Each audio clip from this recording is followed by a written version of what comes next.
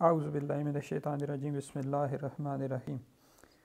First year के physics के students, हम ऑनलाइन क्लासेस के सिलसिले में चैप्टर नंबर 5 का एक टॉपिक डिस्कस करने जा रहे हैं और टॉपिक का नाम है एंगुलर मोमेंटम।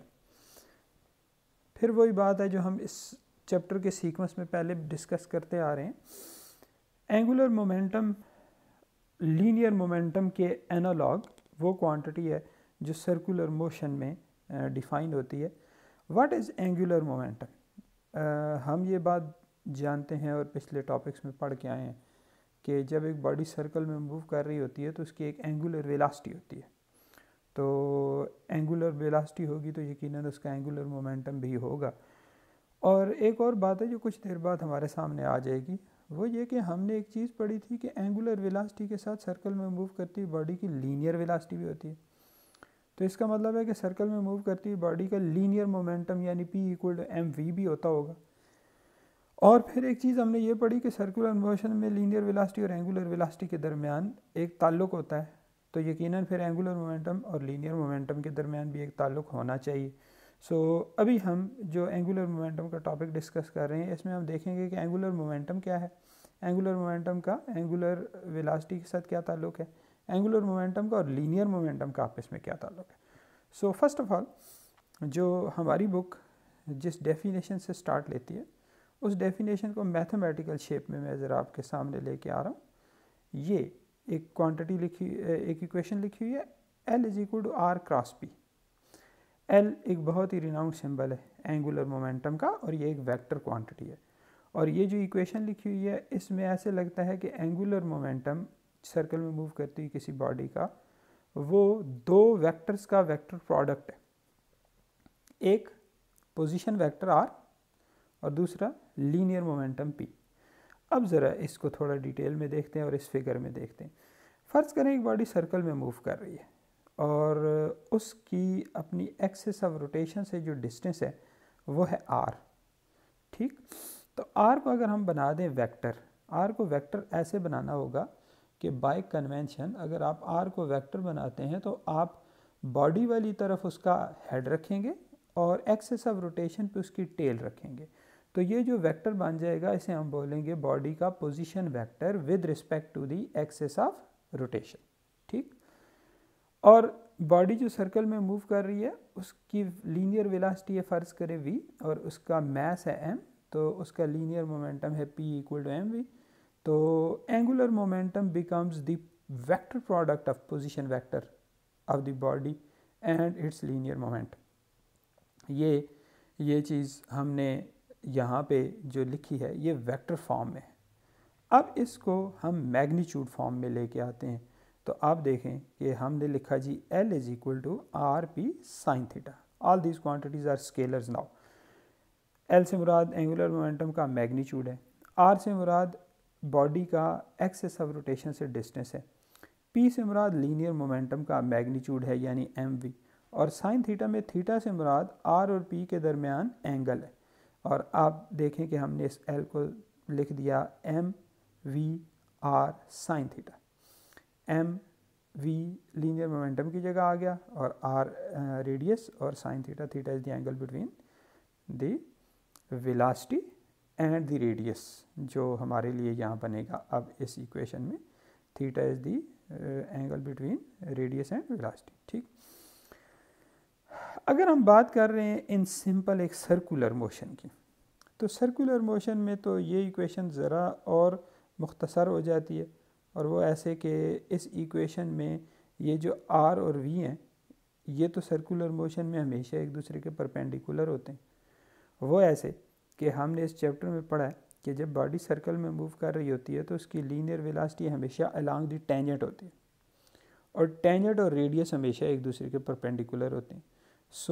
ऐसे लगता है जैसे कि अगर हम ये बात बोलें कि इस सर्कुलर मोशन के लिए जो एंगुलर मोमेंटम है दैट बिकम्स mv/r sin 90, तो यकीनन ठीक होगा।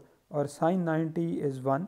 आप देखें कि इस पेज की आखिरी जो इक्वेशन हमने लिखी हुई है उसमें ये चीज़ हमारे सामने है L=mv/r। v चूँकि r ओमेगा के बराबर होता है, इसलिए हम अगर एम वी आर में v की जगह r ओमेगा रिप्लेस कर दें तो हमारे पास जो इक्वेशन बन जाती है वो इस पेज के टॉप पे लिखी है, L is equal to M R square omega. कल हमने एक टॉपिक डिस्कस किया है मोमेंट ऑफ इनर्शिया, और मोमेंट ऑफ इनर्शिया में हमने ये बात देखी थी कि मोमेंट ऑफ इनर्शिया बराबर होता है एम आर स्केयर के। एक ऐसी बॉडी जो पॉइंट बॉडी है और एक्सेस ऑफ रोटेशन से उसका डिस्टेंस आर है, तो M R square is moment of inertia. Capital I से हम उसे डिनोट कर सकते हैं। तो आप ज़रा यहाँ पे देखें, ऐसे लगता है जैसे इस इक्वेशन के मुताबिक फिर जो एंगुलर मोमेंटम एल है दैट बिकम्स आई ओमेगा या एम आर स्केयर ओमेगा। ये वो शेप है जो एंगुलर मोमेंटम की जो लीनियर मोमेंटम के साथ एनालॉजी बयान कर सकती है। ओमेगा आ गया v की जगह यानी लीनियर वेलोसिटी की जगह, एम आर स्केयर आ गया m की जगह यानी moment of inertia replaces mass, और l आ गया p की जगह यानी एंगुलर मोमेंटम आ गया लीनियर मोमेंटम की जगह। So p is equal to M V की तरह L is equal to I omega या L is equal to M R square omega. So this is angular momentum. So simply angular momentum is the product of moment of inertia and the angular speed of the body.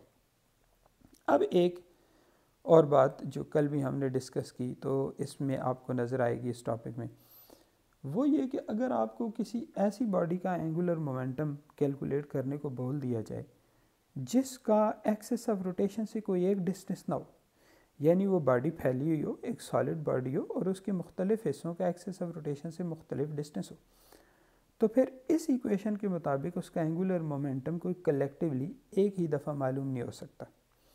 फिर करना ये पड़ेगा कि उस body के access of rotation से मुख्तलिफ हिस्से लेने पड़ेंगे डिस्टेंसेस के हिसाब से। जैसे फ़र्ज़ करें उसका कोई ऐसा है m1 वो डिस्टेंस r1 पे है, कोई है m2 वो डिस्टेंस r2 पे है, कोई है m3 वो डिस्टेंस r3 पे। तो फिर हमें उन मुख्तलिफ पार्ट्स का अलग-अलग एंगुलर मोमेंटम मालूम करना पड़ेगा इस रिलेशन से, यानी L1 is equal to M1 R1 square omega, L2 is M2 R2 square omega, L3 is M3 R3 square omega and so on. और फिर अगर आप टोटल एंगुलर मोमेंटम पूरी बॉडी का मालूम करना चाहते हैं तो उसके लिए फिर आप इन सारे एंगुलर मोमेंटा को जमा करेंगे, तो angular momentum of the body आ जाएगा M1 R1 square omega plus M2 R2 square omega plus M3 R3 square omega and so on. या हम सम अप करके उसको लिख सकते हैं कि L is equal to summation M R square omega. M R square summation से मुराद तमाम छोटी छोटे पार्टिकल्स का मोमेंट ऑफ इनर्शिया जमा होके बॉडी का total moment of inertia, and can be written as L equal to I omega. I omega में I is the moment of inertia. ये ओवरऑल एक एंगुलर मोमेंटम की हमारे पास एक सॉलिड एक्सटेंडेड बॉडी की इक्वेशन बनती है जिसकी एक्सिस ऑफ रोटेशन से मुख्तलिफ डिस्टेंसेस है। मोमेंट ऑफ इनर्शिया या टॉर्क या एंगुलर मोमेंटम, इन चीज़ों में एक चीज़ बहुत इंपॉर्टेंट है और वो ये है कि इनमें बॉडी का एक्सिस ऑफ रोटेशन का से डिस्टेंस बहुत मैटर करता है।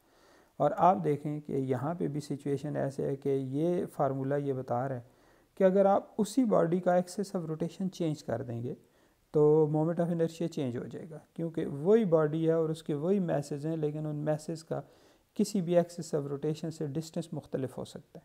सो एंगुलर मोमेंटम आम तौर पे जब भी डिस्कस होता है तो एंगुलर मोमेंटम को दो मशहूर उसकी जो कैटेगरीज़ हैं उनमें ज़रूर डिस्कस कर दिया जाता होता है स्टूडेंट की आसानी के लिए। एक, उस किसी बॉडी का एंगुलर मोमेंटम उसके ऑर्बिटल मोशन की वजह से, जैसे ये नीचे एक फिगर बनी हुई है ये वाली, जिसमें एक बंदा मूव कर रहा है एक सर्कल में और सर्कल के सेंटर से वो काफ़ी दूरी पे है और उस पूरे के पूरे इंसान की बॉडी के तमाम हिस्सों का सेंटर से या एक्सिस ऑफ रोटेशन से एक जितना डिस्टेंस है। ऐसे हालात में इसका जो एंगुलर मोमेंटम होता है उसे हम बोलते होते हैं ऑर्बिटल एंगुलर मोमेंटम। और ऑर्बिटल एंगुलर मोमेंटम कैलकुलेट करने के लिए ये रिलेशन काफ़ी होगी। इसमें m की जगह इस बंदे का मैस आ जाएगा, r की जगह एक्सिस ऑफ रोटेशन से या सेंटर ऑफ सर्कल से उसका डिस्टेंस आ जाएगा और ओमेगा उसकी एंगुलर स्पीड आ जाएगी। लेकिन उसके अगेंस्ट एक और बहुत मशहूर किस्म का मोशन है जिसे आप स्पिन मोशन बोलते हैं।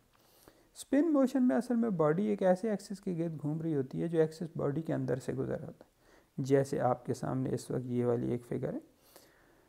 ऐसे हालात में बॉडी का एक्सिस ऑफ रोटेशन से कोई एक डिस्टेंस नहीं होता, उसके मुख्तलिफ हिस्से एक्सिस ऑफ रोटेशन से मुख्तलिफ दूरियों पे होते हैं, जिस वजह से उसका एक्सिस ऑफ रोटेशन से फासला मुख्तलिफ होने की वजह से उसका स्पिन मोशन जो है वो एंगुलर मोमेंटम को कैलकुलेट करने के लिए इस सिंपल रिलेशन को यूज़ नहीं कर सकता, बल्कि करना ये पड़ेगा कि इस बॉडी का एक्सिस ऑफ रोटेशन से मुख्तलिफ हिस्से का डिस्टेंस अलग-अलग कैलकुलेट करना पड़ेगा। फिर इनके मोमेंट्स ऑफ इनर्शिया और एंगुलर मोमेंटा इस तरीके से अलग कैलकुलेट करके ऐड अप होंगे और इस एंगुलर मोमेंटम को हम फिर बोलेंगे spin angular momentum. Angular momentum में एक चीज़ यहाँ पे और हम डिस्कस कर दें कि एंगुलर मोमेंटम बुनियादी तौर पे यूनिट्स क्या रखता है। तो उसके लिए ज़रा हम पिछले पेज पे चले जाते हैं। तो आप देखें एंगुलर मोमेंटम का अगर आप यूनिट देखना चाहते हैं तो उसके लिए जो सबसे सिंपल रिलेशन है वो शायद ये हो सकती है, L is equal to M V R sine theta वाली। आप इस इक्वेशन को देखें, इस इक्वेशन में साइन थीटा के कोई यूनिट्स नहीं हैं, V के यूनिट्स होते हैं मीटर पर सेकेंड, R के यूनिट्स होते हैं मीटर, मास के यूनिट होते हैं kg। सो कंप्लीट यूनिट जो बनता है एंगुलर मोमेंटम का वो बनता है किलोग्राम मीटर पर सेकंड इनटू मीटर, यानी किलोग्राम मीटर पर सेकंड स्क्वायर जो इस लाइन में लिखा भी हो, और किलोग्राम मीटर स्क्वायर पर सेकंड को हम जूल सेकंड भी लिख सकते हैं, क्योंकि किलोग्राम मीटर पर सेकंड स्क्वायर की शेप बना के उसको न्यूटन कहा जा सकता है। सो एंगुलर मोमेंटम का जो यूनिट होता है वो किलोग्राम मीटर स्क्वायर पर सेकंड है, that can be expressed as joule second. हमारा एंगुलर मोमेंटम का टॉपिक यहाँ पे ख़त्म हुआ। इस टॉपिक से रिलेटेड फिर वो ये एनालॉजी वाली बात आ जाती है, तो हम एक नेक्स्ट टॉपिक पढ़ेंगे नेक्स्ट लेक्चर में, law of conservation of angular momentum. So angular momentum का टॉपिक यहाँ कंक्लूड करते हैं। नेक्स्ट लेक्चर में इंशाल्लाह law of conservation of angular momentum को डिस्कस करेंगे। तब तक बस यहाँ पे फिनिश करते हैं। Thank you very much. अल्लाह हाफिज़।